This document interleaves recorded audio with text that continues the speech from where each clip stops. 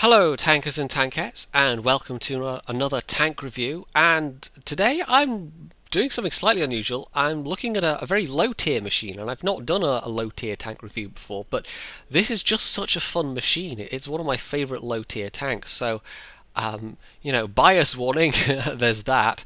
But I think it's my favourite tank for a reason. I'm going to explain why it's one of my favourite low tiers. First off, to explain what it is, it's one of the British cruisers. It's on the medium line, which is appropriate because it's a very mobile machine and it sets you up well for some of the later mediums on the British line. And it has a reasonable firepower, which is a very important aspect. So those are the kind of the headlines about the Cruiser 4. Some of the other stats are pretty good as well. It's, like I said, reasonably speedy, 48 kilometers an hour speed limit. The traverse is pretty good. View range 330. I actually run with binoculars on mine because it's worth having. It boosts the effective view range with 100% crew to, I think I did the calculation on a previous video, it's over 400 meters. So that is well worth having. That's very useful, especially for a light tank where you might have to do some passive spotting. And the signal range it's okay. It's not amazing, but 450 is sufficient because you'll be seeing maximum tier 5 battles, and you don't need 700 meter signal range for that kind of thing. So I mentioned firepower already. This thing, Mk.IV, Mk.VI, even Bofors, it's a gun also that you can get on the Covenanter, and I see people with it on the Covenanter sometimes. I actually used the stock 2-pounder on the Covenanter because I liked the better penetration basically, but at tier 3 this gun is just simply amazing. Now it's not the only ridiculous tier 3 gun on a British tank. One of the other cruisers, the cruiser on the heavy, the cruiser on the Valentine line, let's call it that because it now splits into heavies and artilleries.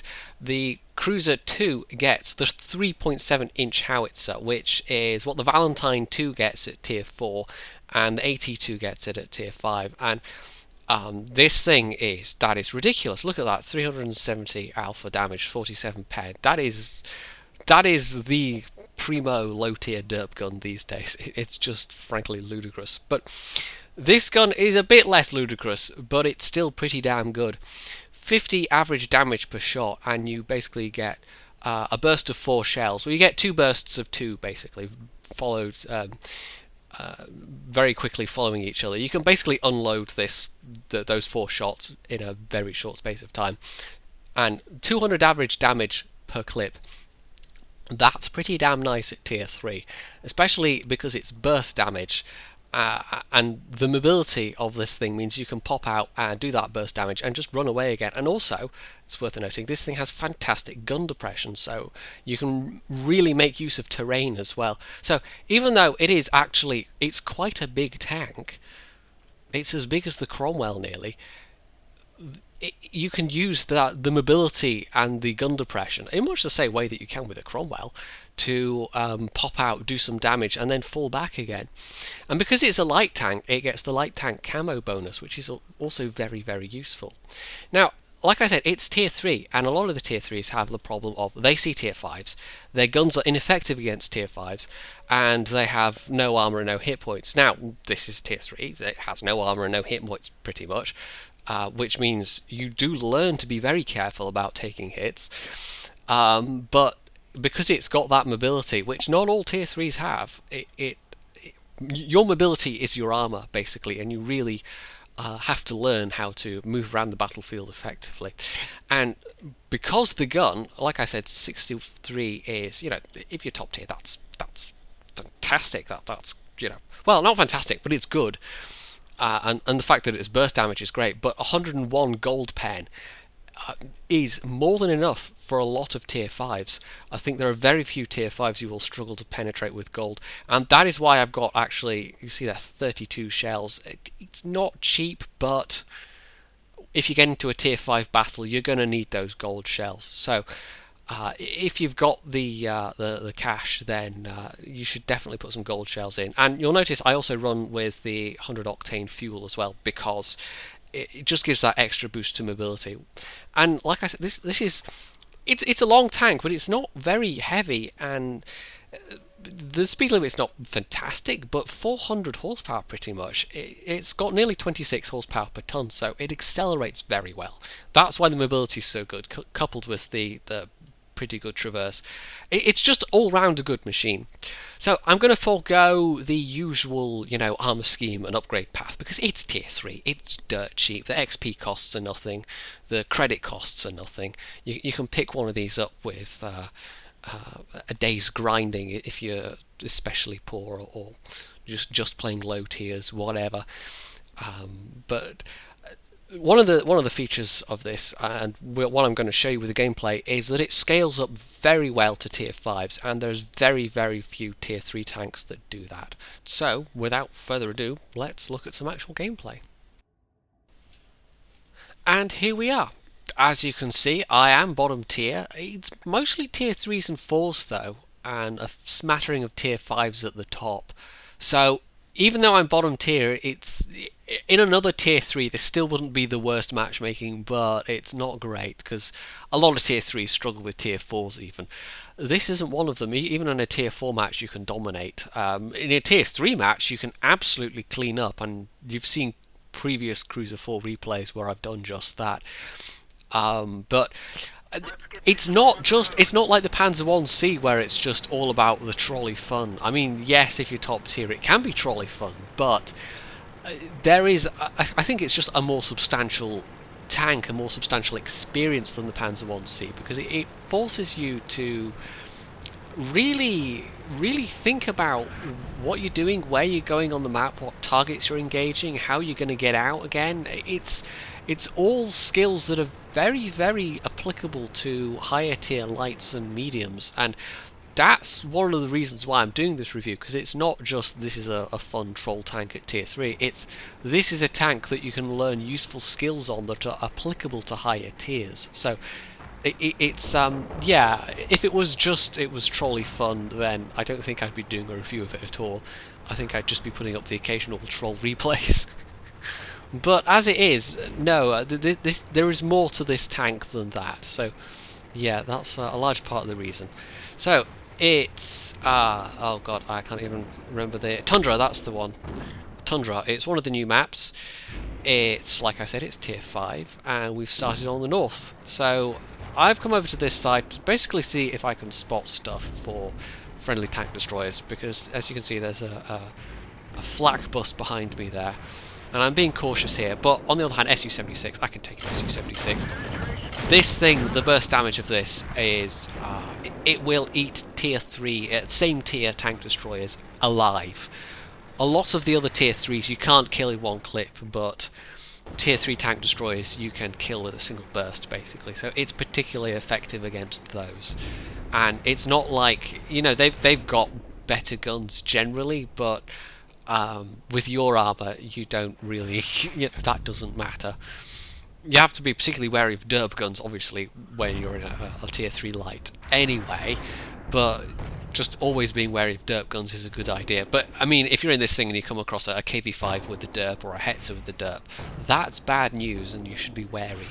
So I'm being very cautious at the moment, and I'm taking little peeks, and I'm just gonna move up, because I don't want to. This is a risk. If I'm here and tanks come at me from both sides, I'm really relying on the tank destroyers behind me to actually be able to do something, because I could just get pinned here and I could try and make a getaway. There's a chance I'd make it. It just depends. It's not the fastest tank. The mobility is good, but 48 kilometers an hour. I mean, this is no ELC. So far it looks like we're winning comfortably. It's 6-2, and I don't think I'm going to have much to do in this one, to be honest. It's some matches are like this. Even with tier 5s especially, a lot depends on what your top tiers are like and what they're doing, but sometimes you can make a difference. So I'm switching to premium shells here because it looks like this KV-1 might come round. Oh, Churchill, okay. Now, this was a mistake on my part. I should have looked out the other way. I should have had a peek to see if there was anything, and yes, there was a Churchill one, so I'm just going to spam some shells in his direction. You can't really with this gun, unless you're really close range, you know, this is not an aiming for weak spots gun, and I've got to be careful. He's not going to one-shot me, but 230 health means I can take precisely one hit. That's all I can afford to take. So I got to try and light this guy up, basically.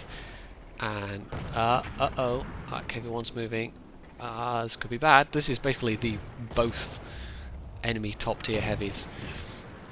And if I get pinned between these two, I'm just basically toast. So, whoa. Yeah. What's this KV1 doing? Okay, he's not paying attention to me so far. But the problem is, there's now no one shooting at this Churchill, so... Oh, yeah, ouch. I do a little more damage, but that wasn't really worth it, was it? But I'm still alive, and that's the main thing in this tank. As long as you're alive, you can be effective. Because the lack of hit points, it almost... It's... now here we go, side of the KV1. Again, premium shells. The lack of hit points, it almost... It forces you to actually think really carefully about where you're going to go, and it's a tank that makes you think, is my point here, because you can't afford to blindly rush in, not with this armour. And unlike the Panzer I-C at top tier, even when you are top tier, you still have to think, you still have to use your brain. The Panzer I-C, you can rush in and you just unload a clip on somebody and they just evaporate. In this, you unload a clip at somebody, you take most of their health, but they're still alive and, you know, angry.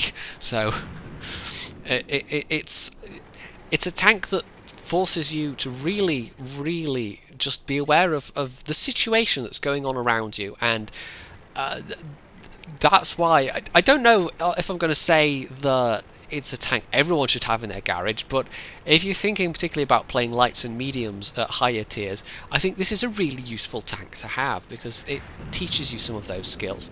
So I'm gonna, I thought maybe we're gonna have somebody try and make a breakthrough on this side, and I thought, okay, maybe I'll pop up and, but no. Our Churchill once made it through to the enemy cap, but there is still an enemy bathtub in, you can see there, in F8. That guy's bad news. Churchill 1 there is low health, there's a Hetzer back there, and 2 artillery. We're now 10-10, so we've gone from winning to basically dead even. And it's at this point that I thought, okay, I can actually really tip the balance here.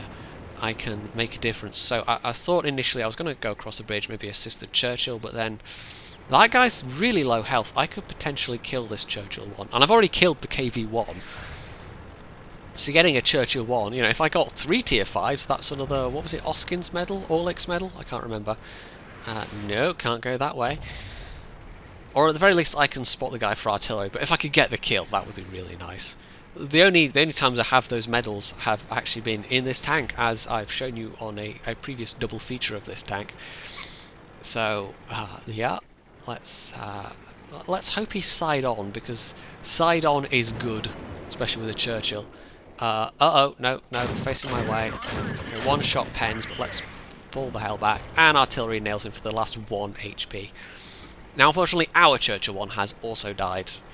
The enemy bathtub, well, it's an open-topped vehicle, it's got a really good view range, it's got a really good selection of guns, actually, and it's just a big threat. The enemy Hetzer, it depends what gun they've got, depends what health they have, and there's also an M37 who has actually managed to nail 3 tanks, so he's worth taking out if I can find him.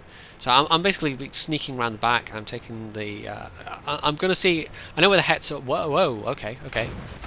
Well, I'll have that guy, thank you very much.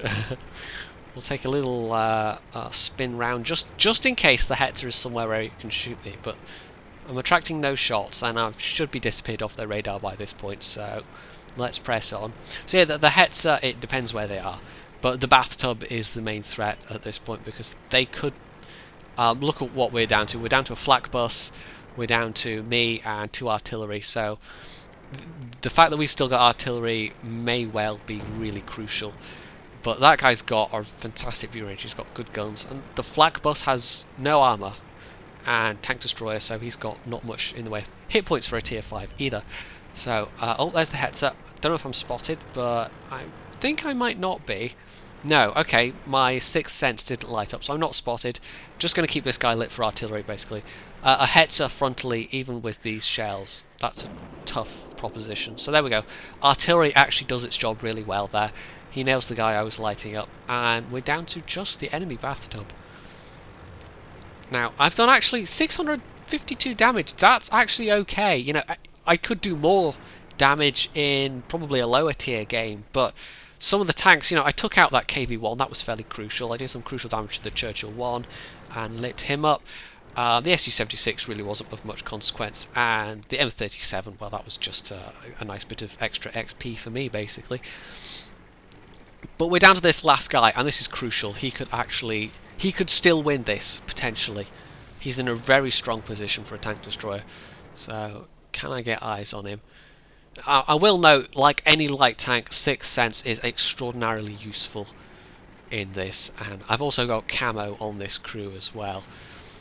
They're training up camo as their second crew skill. So it's like any tank, it becomes that much more effective when you have some crew skills. But even without, it's still a very nice little machine. So I'm being cautious here. I don't want to... If I drive forward, there's a very good chance he'll spot me. But okay, no, it's all moot. He's actually going on the offensive. So can I get some shots into this guy and then use my mobility to flank him? Because he's a tank destroyer and I'm in a turreted tank, so that gives me an inherent advantage. But it doesn't matter anyway because our artillery nails him, so GG. So that was a combination of me staying alive and our artillery actually being reasonably competent at their job. And as you can see in the score screens, I did really very well out of that. I got top score in the team, and it was only 652 damage. But that's one of the nice things about this tank when you're in a tier 5 battle. If you're damaging tier 5s, you're getting a lot of XP for that because they're 2 tiers higher than you, and it adds up. Even if you're using premium fuel, even if you're using premium ammunition, you can still walk away with a profit potentially, as long as you're careful with your premium ammo. I wasn't careful with my premium ammo so much in that one, and I made a small loss, but it wasn't that big of a loss really. It was minus 3k credits with premium. Normally, even if you're not shooting any premium shells, you're still making enough to cover the use of fuel, which is a nice feature of this. And the most pertinent reason why I got that high score, I think, is because I had over 1,000 spotting damage. That obviously helped an awful lot. So, yeah, just basically to reiterate what I've been saying, I think this tank it's not just because it's fun, it's because it requires you to think to get the best out of it. And unlike a lot of the other tier 3 tanks, even if you are a really good player, you're going to maybe struggle with them because they're not very good machines. And this is a good machine for its tier, and it's a good machine even at tier 5, and you can still be effective at tier 5. And those are very, very transferable skills. Everything that you learn to do well on this is going to be useful further down the line on tanks like the Cromwell and the Centurion and the T-54 and whatever.